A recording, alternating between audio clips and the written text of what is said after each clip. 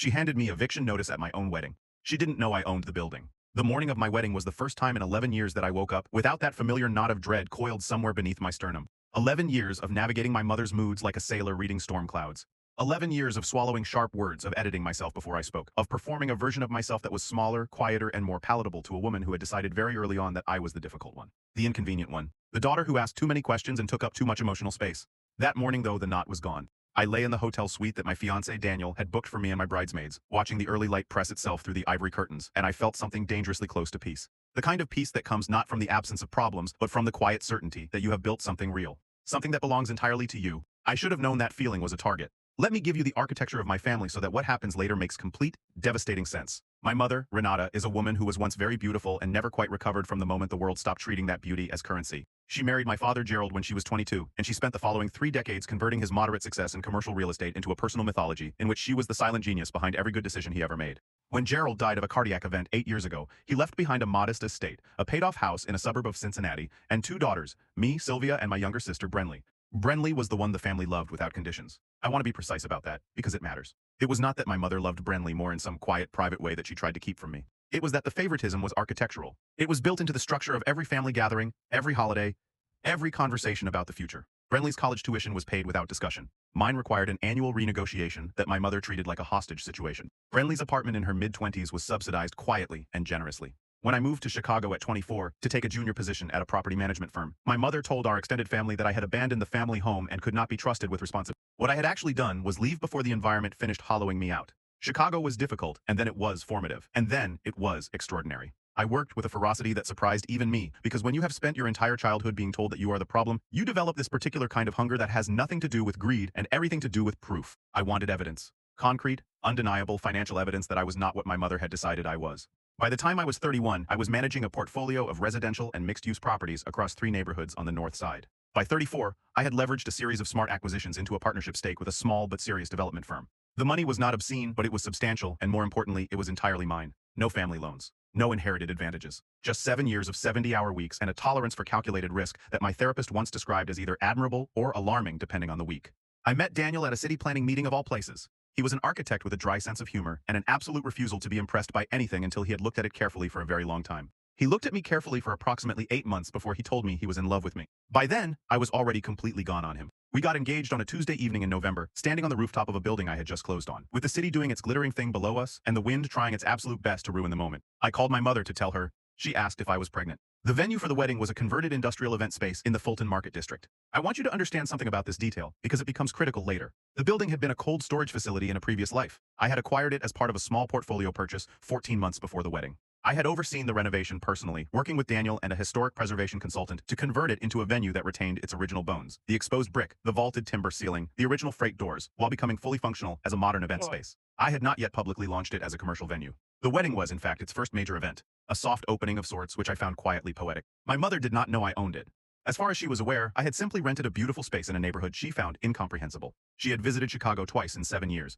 Both visits had ended in arguments. She was not involved in the wedding planning in any meaningful way. She had been invited to be early in the process, and she had responded to that invitation by telling me that the whole thing was too expensive and too far from Ohio and that Daniel's family probably looked down on us. I had thanked her for her thoughts and proceeded without her. This was, apparently, an unforgivable crime. The morning was going smoothly. The bridesmaids, 4 women who had been genuinely present in my adult life and earned that title through actual friendship, were doing the chaotic, joyful work of getting ready in the suite. My wedding planner, an extraordinarily competent woman named Priya, was managing the setup at the venue via a series of calm and decisive text messages. Daniel had sent me a handwritten note through his best man that said, "Only I have been looking carefully." Still sure. I was sitting in the makeup chair, watching my face become a slightly more polished version of itself, when my maid of honor, Cassandra, appeared in the doorway with an expression I recognized immediately. It was the expression people put on when they have information they do not want to be the person delivering. "Your mother is here," she said. Here at the hotel, here in the suite. I had not given my mother a suite key. I found out later that she had gone to the front desk and told them she was the mother of the bride and that there was a family emergency. The hotel, in an act of well-intentioned chaos, had sent a staff member up to knock on the door, at which point my mother had simply walked in behind them.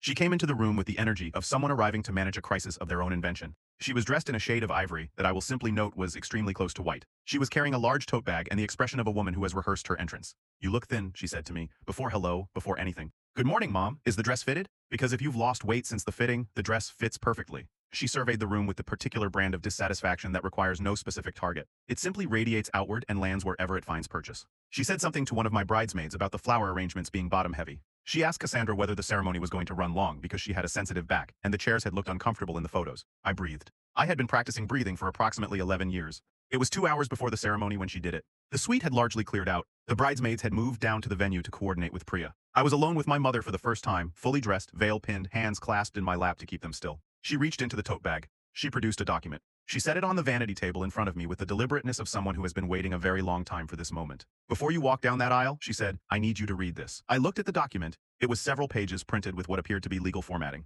The header read as a letter from a property management company based in Cincinnati. The letter stated, and I want you to appreciate the specificity of this, that Renata Voss, as the surviving spouse and estate executor of Gerald Voss, was asserting a claim of unpaid financial support against Sylvia Voss in the amount of $47,000, representing monies allegedly advanced for education, housing assistance, and family expenses over the course of a decade. And that said claim was being formally documented and would be pursued through civil channels if not acknowledged. $47,000. She had written up a fake invoice for raising me. She had done it on what appeared to be official letterhead. She had done it 2 hours before my wedding, and she was handing it to me with the confidence of a woman who believed this would work. I sat with the document in my hands for a long moment. I could feel my heartbeat in my fingertips. Not from distress, or not only from distress, but from something else. Something that was reorganizing itself in my chest. Something cold and very, very calm. Mom, I said, where exactly did you get the letterhead for this? She told me the name of a property management company that my uncle had run briefly before going out of business. She had clearly used an old template and updated the text. And you had this drafted by an attorney? She hesitated just slightly. I had it reviewed. By whom? That's not relevant. I set the document down. I smoothed the front of my dress. I looked at my mother in the mirror. I'm going to get married in 2 hours, I said. And then we are going to need a very long conversation. She interpreted this as capitulation. She straightened in her chair. Here's the part where I need to tell you about Marcus. Marcus Odelane was my attorney, my property closings counsel, and one of the sharper legal minds I had encountered in a decade of transactions involving enough money that sharpness was not optional. He was also, coincidentally, at the wedding. He and his husband had known Daniel for years through the architecture community, and they had both flown in from New York for the weekend. I texted Marcus from the venue bathroom 40 minutes before the ceremony.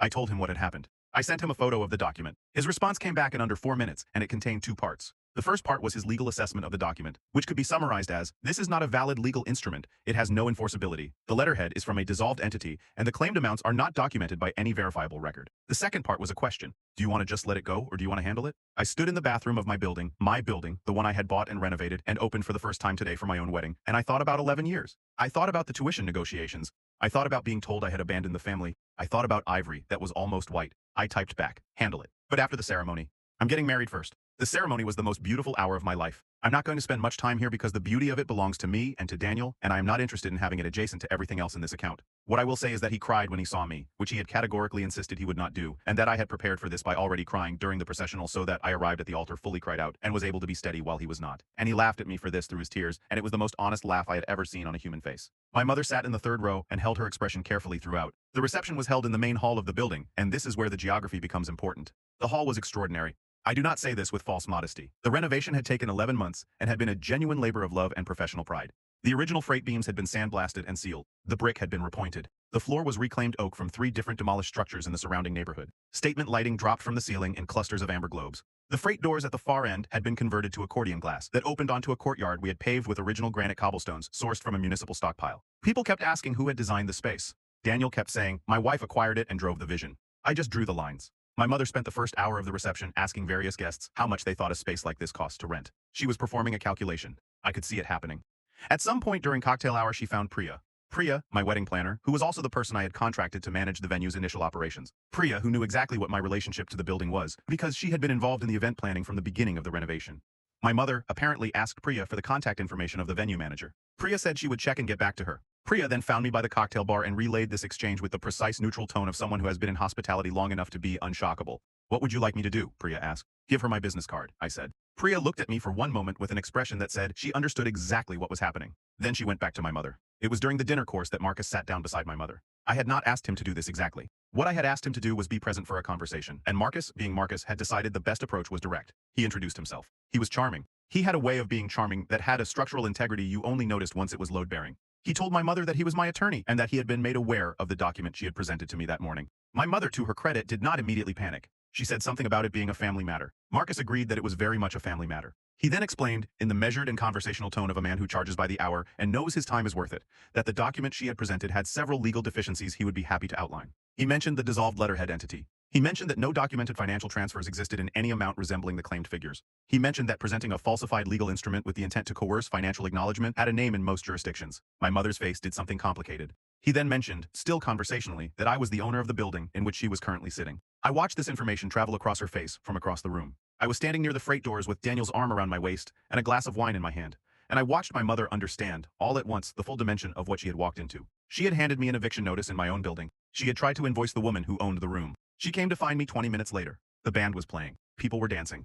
My new husband was teaching his 73-year-old aunt a line dance with the patient enthusiasm of a man who finds genuine joy in other people's delight. My mother looked for the first time in my living memory, uncertain. "You own this place," she said. "I do. You bought it 14 months ago. The renovation took 11 months. Tonight is its first event." She looked around the hall as if seeing it differently, as if the reclaimed oak and the amber light and the granite courtyard visible through the accordion glass were all suddenly evidence of something she had miscalculated. "Sylvia, I'm not going to discuss the document tonight," I said. "Tonight is my wedding, but I want you to know that Marcus has photographed it and that it has been documented. What happens next depends on choices you make going forward." I thought. She started and then stopped. "I know what you thought," I said. "You thought I needed something from you. You thought you still had leverage. You've thought that since I was 24 years old and it has never once been true." She opened her mouth. "Mom," I said, quietly and without cruelty but with a finality that I had been building toward for 11 years. "Go enjoy the dinner. The food is exceptional. I chose the caterer myself." The document went nowhere, legally. Marcus sent a formal response letter to the Cincinnati address my mother had used as a return, outlining the deficiencies and noting that any further pursuit of the claimed amounts would be met with a counterfiling, documenting the instrument's fraudulent construction. We never heard back. What did change was the inheritance. Brenly, my beloved sister, the golden child, the one whose tuition was never a negotiation. Brenly had, over the previous 3 years, made a series of financial decisions of breathtaking recklessness. A franchise investment that dissolved. A personal loan to a boyfriend who subsequently disappeared along with the loan. A refinancing of my mother's house that had been structured in a way that left the equity almost entirely consumed. By the time my mother tried to hand me that invoice, she was not in a position of financial strength. She was in a position of financial fragility, performing strength. I did not rescue her from that. I want to be honest about this, because the clean version of this story would have me sweeping in with my portfolio and my property management expertise and restructuring everything while she learned a lesson. That is not what happened. What happened is that I had a single, very direct conversation with my mother 6 weeks after the wedding in which I told her that I loved her, that I wished her well, and that the kind of relationship I was willing to have with her going forward would not include financial support, legal maneuvering, or performances of any kind. It would include honest conversation or nothing. She chose, for a while, nothing. Brenly eventually called me. We had a series of conversations that were painful and honest, in ways our childhood never was. She was not villainous, my sister. She was a person who had been handed so much so easily that she had never developed the musculature for difficulty. We were works in progress, both of us just shaped by entirely different pressures. Daniel and I went to Portugal for 3 weeks for our honeymoon. We ate extraordinary food and walked ancient streets and visited buildings that had been standing since before the concept of a suburb existed. And Daniel sketched constantly in the small notebooks he always carried. And I read 3 novels and answered almost no emails and slept 9 hours a night like a person who had put something down that she had been carrying for a very long time. On the last night, we sat on a terrace above a river that was turning gold in the late light, and Daniel said, "You never told me you were nervous about the wedding." "I wasn't nervous about the wedding," I said. "You were nervous about something." I thought about the document on the vanity table. The ivory-adjacent dress in the 3rd row. The $47,000, itemized and fictional, handed to me 2 hours before I walked down an aisle in my own building. I was nervous. I said slowly that it would work. Whatever she was trying to do. I was nervous that she would find the thing that still had purchase. Did she? I looked at the river. No, I said. She didn't. Daniel refilled my glass. The light on the water did something lovely and transient. Somewhere behind us, the city made its old and indifferent sounds. I had built the room. I had chosen the caterer. I had married the man who looked carefully and stayed sure. Nothing that was handed to me in that suite was ever going to be able to touch any of it.